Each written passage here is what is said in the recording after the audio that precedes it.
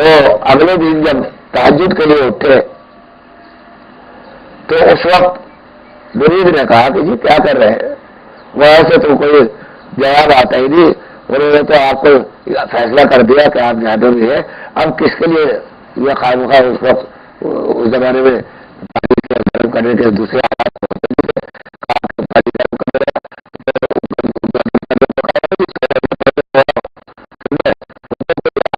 حاضری ڈال ہے اور اتنی غیرت خوف آپ کرتے.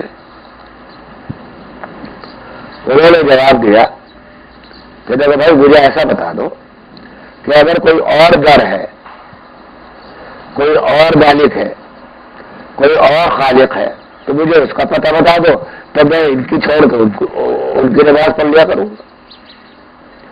جب در ایک ہی ہے تو اب وہ جو چاہے کرے، مجھے تو حکم یہ کہ کرو. سمجھا؟ میں تو کروں گا، کرتا رہوں گا، نماز چھوڑوں گا نہیں. وہ جہنم میں ڈال دے، ان کی مرضی. تو اس جواب سے رحمت کا جوش آیا اور یہاں رضیت باللہ آواز دی کہ ہم نے تمہیں بخش دیا اس لیے کہ تمہارے پاس کوئی اور دوسرا در نہیں. تو اس واسطے یہی ایسے امتحانات بھی لیے جاتے ہیں کہ سورت کو نہیں چھوڑا، انہوں نے اس کو پکڑے رکھا. اس صورت ہی کی برکت سے ساری نجات ہوتی ہے. تو اعمال صالحہ کی ایک صورت جو ہے یہ تو بہت مقصود ہے ہی، لیکن اس کا ایک باطن ہے. اب آپ سیب تو سامنے رکھا ہے، اس کے چھلکے جب تک نہیں اتاریں گے، جب تک اس کے گودے تک نہیں پہنچیں گے، بادام سامنے ہے، جب تک اس کا چھلکا توڑ کر نہیں پھینکیں گے تو بادام کی گری سے کوئی فائدہ نہیں ہوگا.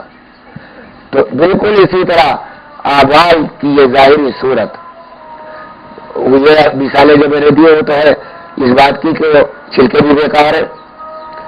سیب کے چھلکوں کو تو بعض لوگ یہ کہتے ہیں کہ اس میں وٹامن زیادہ ہوتے ہیں.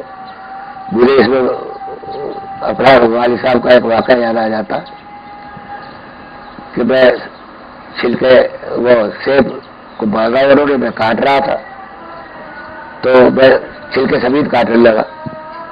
انہوں نے کہا بھائی چھلکے اتار دو. میں نے کہا جی ڈاکٹر صاحب تو یہ کہتے ہیں کہ اس میں وٹامن زیادہ ہوتے ہیں.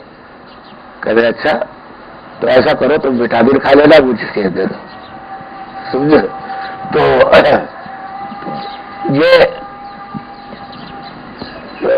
مثال ناقص ہے، بادام کی مثال ناقص ہے، اس لیے کہ وہ تو بالکل ہی بیکار ہے.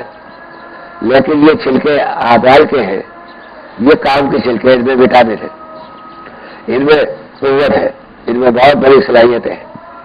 تو اس واسطے جب تک کہ سیب کو کاٹ کر اس کے گودے کو نہیں کھائیں گے تو سیب کی شکل تو حاصل رہے گی، اس کا ذائقہ حاصل نہیں ہوگا. جب تک کہ گوشت قربانی کا آپ نے کھایا، کیا یہ ممکن تھا کہ گوشت جو قصائی کھا رہا تھا اور آپ بوٹیاں منہ میں ڈال لیتے؟ سمجھے آپ؟ تازی تازی بوٹیاں کھا لیتے؟ نہیں تھا. جب تک اس کو پکا کر اس میں مسالے ڈال کر کھائے جاتے جب تک آپ اس کے کھانے کا قابل نہیں تھے. تو اعمال کو ساری عمر ایک بھائی نے اپنی فسق و فجور میں گزاری، گناہوں میں گزارا، اور ایک بھائی نے عبادت میں گزاری. دونوں بھائیوں کا واقعہ یہ بھی حدیث میں کہ اس نے عبادت میں گزارا. اچانک وقت آیا موت کا دونوں پر.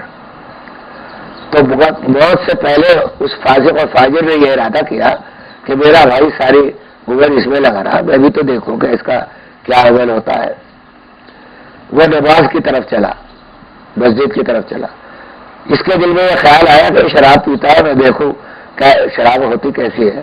یہ میں خانے کی طرف چلا.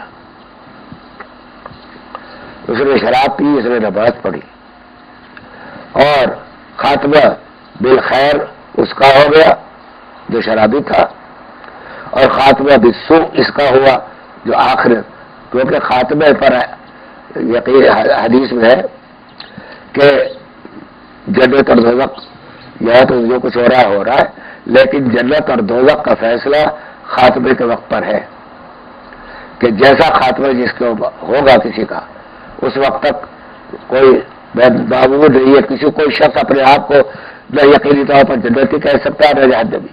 اسی لیے بعض لوگ کسی کو کہہ دیتے ہیں یہ تو جہنمی ہے، یہ بڑا غلط دعویٰ ہے۔ اللہ تعالیٰ ناراض ہوتے ہیں کہ کیا ہم نے تم سے بتا دیا کہ فلاں شخص جہنمی ہے، کیا تم پر وحی اتری ہے؟ یہ دعویٰ بڑا غلط ہے۔ تو جنتی جو ایسے بھی واقعات کبھی شاذ اور نادر اس قسم کے واقعات بھی آ جاتے ہیں کہ مشیت ان کے تقدیر میں وہ لکھا ہوتا ہے اور آپ اس کو ناراض کر دیتے ہیں، یا ایسا بھی ہو جاتا ہے کہ کسی نے ایک نماز نہیں پڑھی اور جنت میں چلا جاتا ہے۔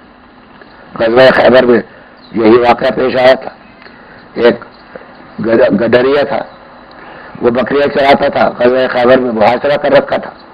وہ گڈریا صبح کو بکریاں لے کر نکلا شہر والوں کی، اس نے دیکھا کہ کیف لگے ہوئے ہیں اور ایک لشکر جمع ہے، تو حضرت صلی اللہ علیہ وسلم کے پاس پکڑ کے لے آئے صحابہ اکرام جو حفاظت کرتے تھے اپنے سرحدوں کیف کی۔ اس کو لائق کالا تھا، ننگے پاؤں تھا، بدبو اٹھ رہی تھی، تو اس نے کہا کہ لیکن پچھلی لوگوں سے آواز وغیرہ سنے ہوئے تھے، کچھ انبیاء علیہ السلام کے واقعات، آخرت پر ایمان بھی تھا۔ تو رسول اللہ صلی اللہ علیہ وسلم سے پوچھا کہ یا رسول اللہ آپ کس لیے آئے، کون ہے؟ کہا میں نبی ہوں، نبی کی تعریف جانتا تھا، مجھے اللہ نے بھیجا ہے۔ کس چیز کی تعلیم بھیجا؟ کہا اس چیز کی کہ نماز پڑھو، روزہ رکھو، زکات دو، حج کرو، آخرت پر جانا ہے، دوزخ ہے، جنت ہے۔ کہا یا رسول اللہ کیا ایسا ممکن ہے کہ مجھ جیسا کالا آدمی جس میں سے بدبو اٹھ رہی ہے، جس کے پاس کپڑے نہیں ہے، جس کے پاؤں میں جوتا نہیں ہے، یہ اگر میں ایمان لے آؤں تو کیا ایسا ممکن ہے کہ میں جنت پر چلا جاؤں؟ رسول اللہ صلی اللہ علیہ وسلم نے فرمایا ہاں ممکن ہے۔ کہا تو مجھے مومن اسلام عطا فرما دیجیے، میں ایمان لانا چاہتا ہوں۔ فرمایا پہلے ایک کام کرو کہ یہ بکریاں جاؤ لے کے واپس، کیونکہ یہ دوسروں کی امانت ہے، یہ واپس اس دروازہ کو داخل کر دو، ان کی ملکیت میں چلی جائے، جس کی ہوگی پھر بعد میں وہ پکڑ لیں گے، وہ داخل کر کے پھر آؤ۔ چنانچہ وہ آیا بکریوں کو اس میں ہکا کر، اور آنے کے بعد فرمایا کہ مجھے کیا حکم ہے؟ فرمایا اشہد ان لا الہ الا اللہ کہو۔ اس نے ایمان قبول کیا، وقت نماز کا نہیں تھا، جہاد شروع ہو گیا۔ فرمایا کیا حکم ہے؟ کہا جہاد کرو۔ وہ گئے اور جا کر ایسے لڑے جہاد میں کہ وہی شہید ہو گئے۔ اسود رائی نام ہے ان کا، تو وہی شہید ہو گئے۔ جب جنگ کے بعد مردوں کو جمع کیا گیا تو وہ بھی لائے گئے، تو حضرت صلی اللہ علیہ وسلم نے فرمایا کہ فرشتے اس کے ناش کو لینے کے لیے آئے ہیں، اس کو جنت کا لباس پہنایا گیا ہے، اس کا بدن سے خوشبو پھوٹ رہی ہے۔ یہ وہ شخص ہے کہ جس نے ایک بھی نماز ادا نہیں کی، اللہ کے سامنے سجدہ نہیں کیا اور جنت میں گیا۔